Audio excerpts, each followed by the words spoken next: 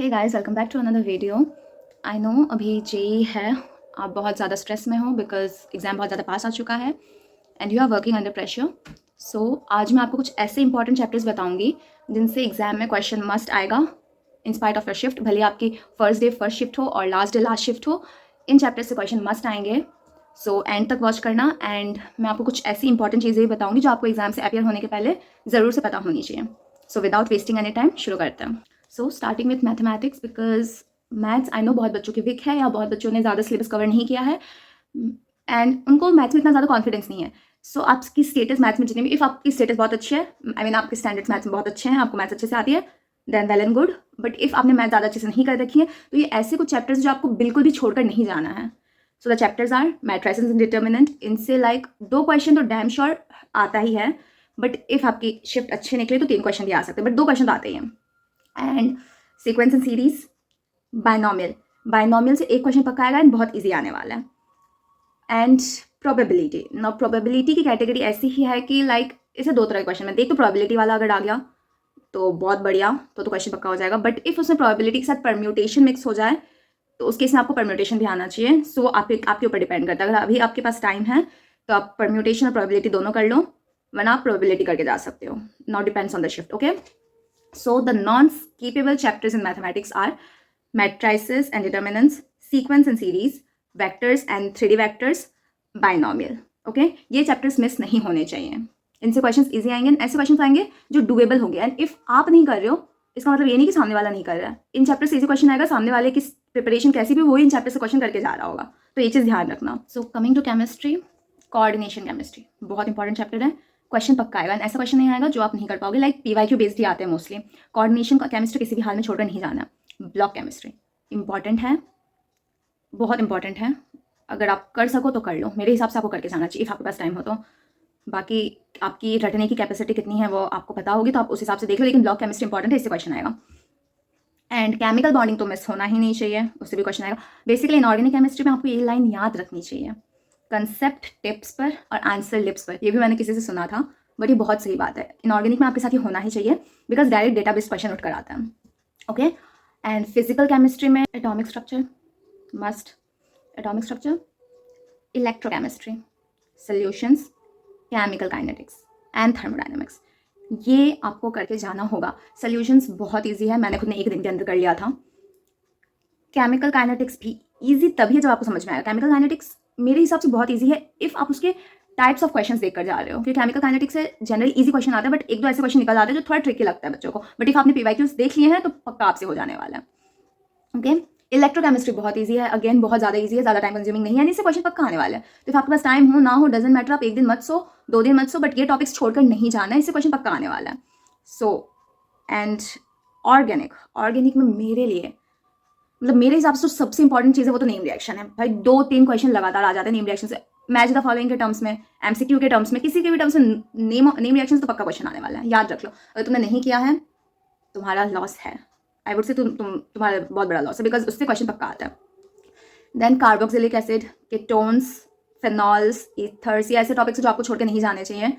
But still if आपको organic नहीं पसंद तो आपको एटलीस्ट नीम रिएक्शन और कार्बोक्सिलिक एसिड्स तो करके ही जाना चाहिए, क्योंकि इससे क्वेश्चन आता है। एंड IUPAC, ये लाइक इतना ईजी टॉपिक है, इतना सिंपल टॉपिक है कि इससे 1 क्वेश्चन पक्का आएगा और आपसे बन जाएगा। लाइक इफ आपने थोड़ा भी पढ़ा है तो आपसे इसका क्वेश्चन तो पक्का बन जाने वाला है। ऑर्गेनिक में कुछ बने ना बने, IUPAC और GOC का क्वेश्चन तो आपसे बन जाना चाहिए। GOC में अगेन लाइक ये थोड़ा बड़ा टॉपिक है, बट लाइक ईजी है, ऐसा नहीं है कि बहुत कंफ्यूजिंग है या बहुत कुछ है उसमें, ईजी टॉपिक है तो आप कर सकते हो उसको। लाइक IUPAC एंड GOC तो आपको नहीं छोड़ना है।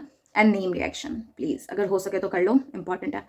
बाकी तो इंपॉर्टेंट है carboxylic acid, ketones, phenols and ethers. Okay, so this was for chemistry.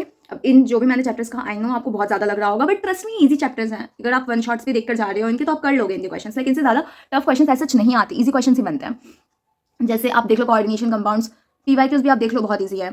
Then solutions, electrochemistry, then IUPAC, GOC, ये 5-6 टॉपिक्स तो रद्दी टॉपिक्स हैं और जिनसे क्वेश्चन आ ही जाता है। आप खुद सोचो ना, इतने ईजी टॉपिक्स आप नहीं छोड़कर जा सकते हो इनको। एंड नाउ केमिस्ट्री में इक्विलिब्रियम भी इंपॉर्टेंट है, बट मैं आज आपको इक्विलिब्रियम करने को नहीं कहूँगी, बिकॉज इक्विलिब्रियम में जब तक आपने प्रैक्टिस नहीं करे हैं, आप डायरेक्टली एग्जाम में बैठ रहे हो, तब तक शायद आपसे क्वेश्चन नहीं बन पाएगा, बिकॉज इक्विलिब्रियम प्रैक्टिस की ज़रूरत होती है। इक्विलिब्रियम कोई ऐसा चैप्टर नहीं है जो आप 1 दिन में पढ़ के जाओगे ना आपसे हो जाएगा। whether it's chemical equilibrium और ionic equilibrium.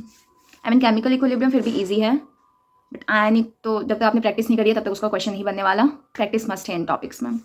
So for physics the most important chapters are work power energy, thermodynamics and KTG, current, electricity and gravitation. Now ये 4 चैप्टर्स इतने ईजी हैं कि इनका क्वेश्चन अगर एग्जाम में आ रहा है तो आपसे बन जाना चाहिए. बहुत ईजी की कैटेगरी में मैं डालूंगी इनको, बिकॉज इनका क्वेश्चन हो जाना चाहिए. And then comes electrostat and ray optics. इन दोनों से भी क्वेश्चन पक्का आता है. नाउ ये शिफ्ट पे डिपेंड करता है. कभी कभी किसी शिफ्ट पे इनके क्वेश्चंस बहुत ईजी आ जाते हैं, डायरेक्ट डुएबल होते हैं, या आपने पीवाईक्यूज में देख रखे होते हैं. बट किसी शिफ्ट में रे ऑप्टिक्स के देन इलेक्ट्रोस्टैट क्वेश्चन थोड़े से ट्रिकी हो जाते हैं. बट देखो मेरे हिसाब से physics tough advance JEE advance के स्टैंडर्ड पे होती है. जेई मेंस के स्टैंडर्ड्स पे वो क्या ही फिजिक्स टफ कर लेगा, इतना टफ कुछ नहीं होता ऑनेस्टली. बट स्टिल इफ आप इसको ईजी, बिल्कुल ईजी नहीं कह सकते, जैसे हम बिल्कुल ईजी कह रहे थे ग्रेविटेशन को या करंट, इलेक्ट्रिसिटी या थर्मोडायनेमिक्स एंड केटीजी को, इनके चैप्टर्स तो पक्का बहुत ईजी होता है. बट ये 2 चैप्टर्स इलेक्ट्रोस्टैट एंड रे ऑप्टिक्स ऐसे हैं कि जिनको आप एकदम ईजी नहीं कह सकते. बट ये ऐसे भी नहीं है कि बहुत ज़्यादा टफ आ जाएंगे, बिकॉज एडवांस नहीं है. आफ्टर ऑल ये है मेन सी. ओके, सो अगर कर सको तो कर लो. पीवाईक्यूज देख लो, पक्का हो जाएगा. लाइक अगर आप इसके 3-3 साल के पीवाईक्यूज इफ आप अभी सॉल्व नहीं भी कर रहे हो, तो कोई वीडियो लेक्चर से पीवाईक्यूज कर रहे हो, that will be helpful according to me. Okay, and the most easy and important chapter modern physics. Modern physics बिल्कुल मत छोड़ना. 2 से 3 क्वेश्चन पक्का आने वाले हैं हर शिफ्ट पे, एंड ईजी आने वाला है. ऐसा नहीं होगा कि बहुत ज़्यादा टफ होने वाला है, लाइक डुएबल होंगे. So this was the important chapters from my side.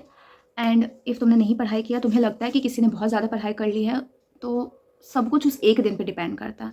अगर तुम उस एक दिन में अच्छा परफॉर्म कर रहे हो तो तुमने पढ़ाई की है. बट इफ़ उस एक दिन में तुमने कितनी भी पढ़ाई करी हो, कितनी भी एफर्ट्स डाले हो, एक दिन तुम अच्छे से परफॉर्म नहीं कर पा रहे हो, तो तुमने कुछ पढ़ाई नहीं करी है. यही सच है. कोई तुमसे एग्जाम के बाद नहीं पूछेगा कि तुमने कितने चैप्टर्स छोड़ के गए थे, या तुम कितने टॉपिक्स छोड़ के गए थे, या तुमने कितना करा था. एग्जाम के बाद लोग पूछेंगे तुमसे क्वेश्चंस कितने अटेम्प्ट हुए हैं. एंड इफ़ तुम सारा सिलेबस करके जा रहे हो, बट उससे जिन सिलेक्टेड टॉपिक से क्वेश्चन आ रहे हैं तुम वही क्वेश्चन नहीं कर पा रहे, बाकी तो तुम्हें सब याद है, इट्स अ वेस्ट. कुछ फ़ायदा नहीं है फिर उतना सब याद करने का. सो जितना पढ़ो उस पर कॉन्फिडेंस रखो, उसको बहुत अच्छे से करो कि उसका क्वेश्चन मिस नहीं होना चाहिए. लाइक ट्रस्ट में यही सबके साथ होता है. मेरे साथ भी फर्स्ट अटेम्प्ट में हुआ था. मैं सब कुछ पढ़ के गई थी, सब कुछ कर लिया था, बट एग्जाम में जो क्वेश्चन आए थे जो मुझसे नहीं हुए, आई एम लाइक कि मैंने ये टॉपिक पढ़ा तो था, बट मे बी मैंने इतने डीप में नहीं पढ़ा था. मैंने बाकी किसी और टॉपिक पे ज़्यादा एफर्ट्स डाले थे जिनसे क्वेश्चन आया ही नहीं. एंड ऐसा बहुत सारे टॉपिक्स के साथ हुआ जिनमें मैंने मास्टर्स कर लिया था, जिनके क्वेश्चन मैंने बहुत सारे क्वेश्चन लगा रखे थे, बट उन टॉपिक से एक भी क्वेश्चन नहीं आया.